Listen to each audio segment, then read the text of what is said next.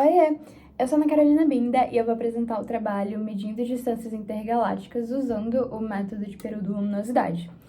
Mas antes da gente chegar de fato no cerne da questão, é importante a gente fazer algumas perguntas. E uma delas é por que olhar para o céu?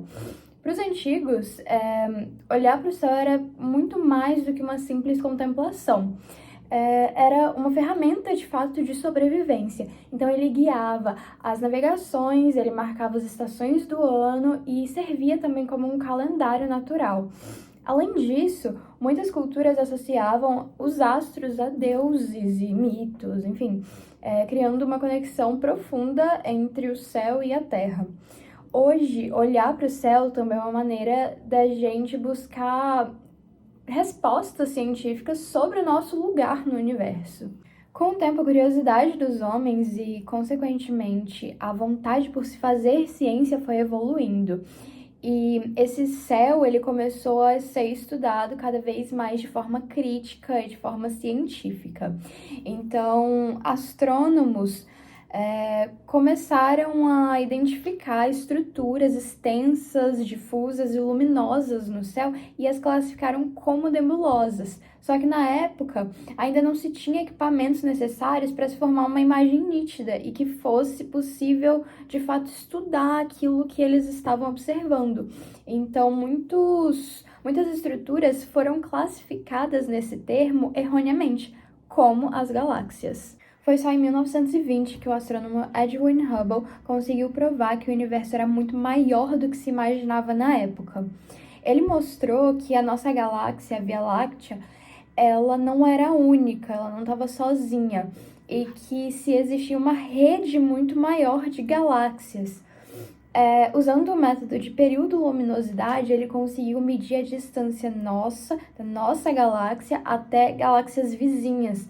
E na época já se sabia mais ou menos a distância, né, a medida da nossa galáxia, e as medidas que ele achou extrapolavam esse limite. Logo, elas tinham que ser algo extragaláctico, no caso, uma galáxia separada da nossa. O objetivo principal desse trabalho, portanto, é calcular a distância a uma galáxia vizinha, algo que Hubble já tinha feito anos atrás.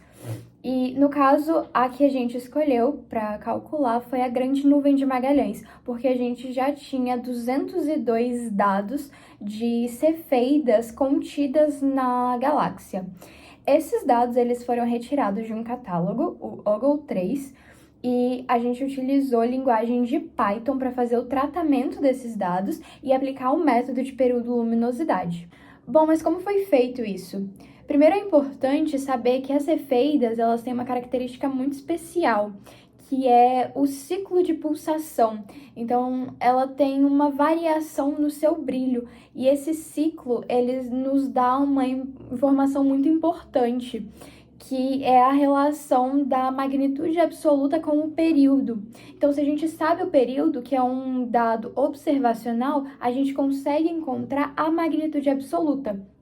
E usando a magnitude absoluta com a magnitude aparente, que é outro dado observacional, a gente consegue calcular a distância que está aquilo que a gente está observando, no caso, essas cefeidas da gente. Só que as cefeidas, elas estão contidas nessa nuvem, nessa grande nuvem de Magalhães, né, na galáxia. Então, a gente consegue determinar uma distância aí entre a gente. Utilizado o método e tratados os dados, foi possível gerar um histograma, que mostra a distribuição das distâncias dessas cefeidas. E traçando uma curva gaussiana sobre o histograma, foi possível encontrar o pico dessa curva, que representa a distância mais provável da galáxia. O valor encontrado foi de 46,03, que apresenta um erro de apenas 7% do encontrado na literatura. E esse valor, ele já demonstra que aquilo que a gente estudou, no caso a Grande Nuvem de Magalhães, extrapola os limites da Via Láctea.